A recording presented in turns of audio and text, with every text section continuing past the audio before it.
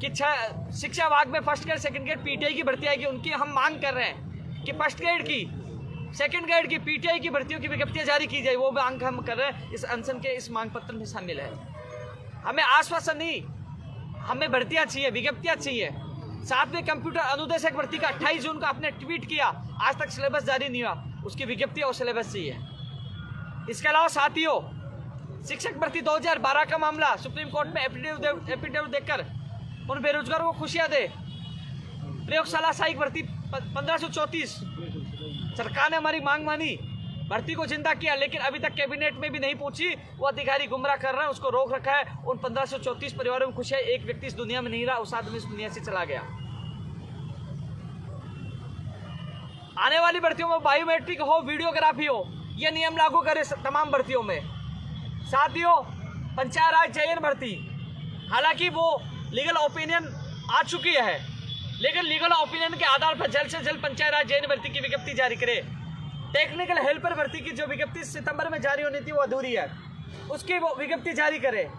जो तमाम लोग जिन जिन भर्तियों के अभ्यर्थी आए, उन भर्तियों की मैं चर्चा कर रहा हूँ। सबसे पहले मैंने एसआई और रीट की, सीबीआई की मांग की है चर्चा, लेकिन वो नहीं है। फिर भी जो उनके लिए मैंने वादा किया था कि मैं अंतिम क्षण तक उन लोगों के लिए संघर्ष करूंगा, अपनी जान जोखिम में डालते। जबकि जब मैंने अनशन किया, मेरा डॉक्टर ने हमेशा मुझे कहा कि भविष्य में अनशन मत करना, मुझे खतरा होगा, लेकिन फिर भी अपनी जान जोखिम में डालकर मैं एक बार फिर अमर अनशन पे बैठा हूँ। साथियों, तमाम जो मांगों को लेकर हम बैठे हैं, पंचायत राज एलटीसी भर्ती 2013 जो मुख्यमंत्री जी ने घोषणा की थी, 2 बार घोषणा कर दी, लेकिन अभी तक उनका कैलेंडर जारी नहीं हुआ। 10,029 परिवार खुशियां मांग रहे कि दीपावली का तोहफा हमें दीजिए। आखिरकार उनको तोहफा कब मिलेगा? उनकी मांग भी प्रमुखता के साथ मैं इस अनशन में शामिल करके उनके लिए भी मैं बैठा हूँ। साथियों, फार्मासिस्ट भर्ती जिसकी 5 बार परीक्षा स्थिति स्थगित हो गई, न विज्ञप्ति का पता न एग्जाम का पता। वही जो तमाम जो भर्तियां जिनका मैं नाम ले रहा हूं, उनके लिए हमारा संघर्ष जारी है। साथियों, ये अभ्यर्थी आए हैं या मौजूद हैं, सुबह भी आए थे। वही चिकित्सा विभाग में रेडियो विभाग पर लैब टेक्नीशियन की भर्ती निकाली जाए, नर्सिंग भर्ती निकाली जाए, नेत्र सहायक, ओटी टेक्नीशियन, टीआरए, एफईआरओ, सूचना सहायक, junior accountant, Rajasthan police constable, motor वाहन उप निरीक्षक, पशुधन सहायक, जलदारी, दंत चिकित्सक के अभ्यर्थी पहुंचे थे। इन भर्तियों की विज्ञप्तियां जारी हो। साथियों, वही वरिष्ठ अध्यापक भर्ती 2016 के जो अभ्यर्थी, हालांकि उनका एक भी अभ्यर्थी आज नहीं पहुंचा, उनकी सूची जारी हो।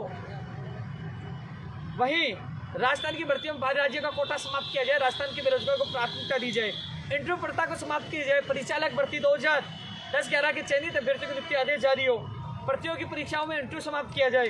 तमाम मांगों को लेकर हमने जो आज आगाज किया है और तमाम कई अभ्यर्थियां मौजूद हैं। साथियों, जो मुकदमे दर्ज किए गए बेरोजगारों पर, नीमराणा में वो मुकदमे वापस हो, और जो जो चालक था रीट भर्ती के पेपर लेके आ रहे थे, जो आज एक 16 लाख लोगों के लिए पेपर लेके आया, 3 दिन तक गाड़ी चलाई, उनके पास अतिरिक्त ड्राइवर की व्यवस्था नहीं थी, पता नहीं साजिश के वो शिकार हुए हैं। आज उनकी 10 साल का बच्चा है, आज उनका परिवार एक तरह से अनाथ हो चुका है, तो सरकार उनको भी नौकरी दे, उनका भी भविष्य बनाए। साथियों, तमाम मांगों को लेकर हमारा संघर्ष जारी है। ये शहीद स्मारक पर मैं अभियान पे बैठा हुआ हूँ।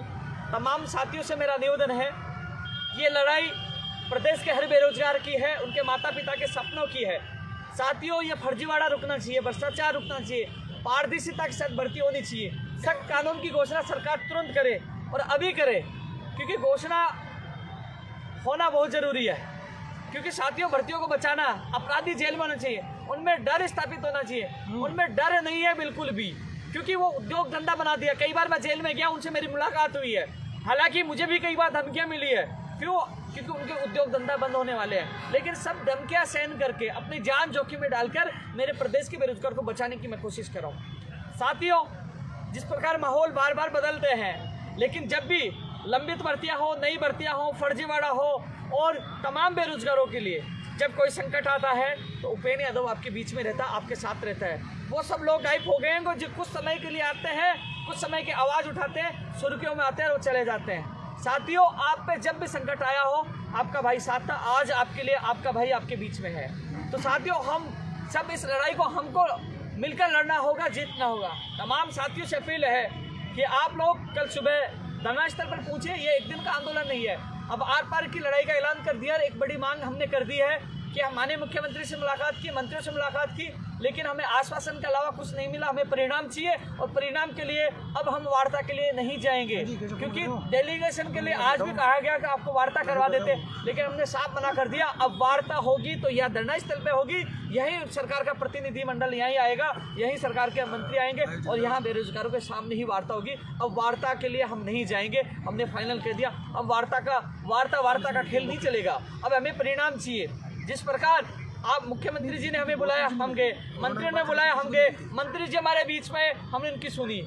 हर बार हमने मंत्री और सरकार की सुनी। अब सरकार को बेरोजगारों की सुननी होगी। हम घर से निकल के, हम यहाँ से निकल के नहीं जाएंगे। अब सरकार को ही हमारे बीच में आना होगा। सरकार से हमें आश्वासन ही परिणाम चाहिए। लिखित में जो आश्वासन मिला वो आश्वासन आज भी अधूरा है। मंत्रियों को सुनना पड़ेगा, सरकार को हमारी मांगे माननी पड़ेगी। तो आर पार की लड़ाई का ऐलान हमने किया है और यहाँ पे मापड़ाव हमने डाल दिया है। तमाम लोगों से मेरा निवेदन है, इस आंदोलन को सफल बनाने के लिए, अपने माता पिता के सपना साकार करने के लिए, इस लोकतंत्र में, इस सिस्टम में बैठे इन भ्रष्टाचार व्यक्तियों को जेल में डलवाने के लिए, भर्ती परीक्षा पारदर्शिता के साथ करवाने के लिए, लंबित भर्तियां पूरी करवाने के लिए और नई भर्तियां निकलवाने के लिए हम सबको इस लड़ाई को जीतना होगा। सभी साथियों से कहना चाहूँगा, इतना ही कहना चाहूँगा, सुबह से बैठा हूँ, ऊर्जा मेरी भी डाउन हो रही है, धीरे धीरे डाउन होगी, लेकिन ये स्थिति है कि अब इस लड़ाई को शुरुआत की है। शायद साथियों, मैं ये सोच के मैं कभी जिंदगी में नहीं घबराया अनशन से। 7 से 8 बार पहले भी अनशन किया था, लेकिन इस बार पता नहीं मुझे घबराहट क्यों हो रही है। डर लग रहा है मुझे हॉस्पिटल से भी, क्योंकि साथियों वहाँ इतने इंजेक्शन लगाते हैं, कभी आर्टरी में लगाते हैं, कभी कहाँ लगाते हैं, कभी कौन सी बोतल लगाते हैं। इतना वहाँ टॉर्चर किया जाता है। जो पिछली बार मैं टॉर्चर हुआ तो मैंने उस समय सोचा था कि जीवन में कभी अनशन नहीं करूँगा, लेकिन परिस्थिति ऐसे बनी सच की लड़ाई के लिए, क्योंकि कांग्रेस सरकार ये कहती है कि हम गांधीवादी पार्टी की विचारधारा से जुड़े हुए हैं, तो गांधीवादी तरीके से हम अनशन कर रहे हैं। अब आपको सुनना होगा, यदि हालांकि ये जरूर है कि सरकार नहीं सुनती है तो आने वाले वल्लभनगर दरियावार चुनाव में सरकार को बड़ा नुकसान उठाना पड़ेगा। और ये बेरोजगार रुकने वाले नहीं। उत्तर प्रदेश जाना पड़े, प्रियंका गांधी जी की रैली में जाना पड़े, हम जाएंगे, लेकिन आर पार की लड़ाई का ऐलान किया है। साथियों, मुझे ये पता है कि मुझे डॉक्टर ने मना करने के बावजूद भी मुझे खतरा है।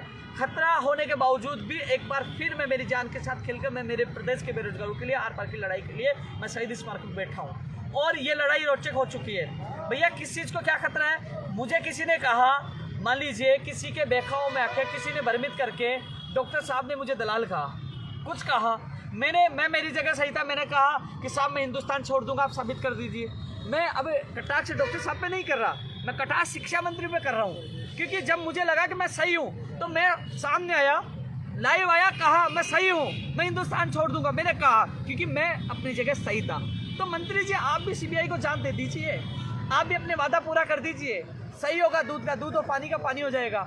यदि सीबीआई जांच करती है तो पता लग जाएगा। यदि कुछ गड़बड़ नहीं है तो रद्द नहीं होगी। मैंने आज तक रद्द की मांग एक बार भी नहीं की, नहीं करा मैं रद्द की मांग। मैं सीबीआई की जांच की मांग कर रहा हूँ। पता तो चले इसमें कौन लिप्त है, कौन कौन लिप्त है, कहाँ का पेपर गया, कहाँ का पहुँचा, सारी चीज़ दूध का दूध और पानी का पानी होना चाहिए। जिस प्रकार मैंने आके लाइव में कहा, जब मेरे ऊपर आरोप लगे तो मैंने आके चैलेंज दिया, आके कहा, वैसे आपको भी आगे आना चाहिए, सीबीआई को जांच होकर कहना चाहिए कि मेरे प्रदेश के बेरोजगार के साथ न्याय होना चाहिए, जिससे मंत्री जी आपको फायदा है, हमें फायदा। आपको फायदा इसलिए है कि जीवन में आपके ऊपर कोई उंगली नहीं उठाएगा। भर्तियों में बेरोजगारों के प्रति, सरकार के प्रति विश्वास बढ़ेगा और बेरोजगार सोचेंगे हाँ हमारी सरकार अच्छा काम करी, और सरकार के नंबर भी बढ़ेंगे और सरकार की इज्जत भी बढ़ेगी बेरोजगारों की नज़रों में। इसलिए जांच सरकार को सबसे ही सीबीआई को दे देनी चाहिए। माननीय मुख्यमंत्री जी, आपसे भी निवेदन है, दे दूध का दूध पानी का पानी हो जाने।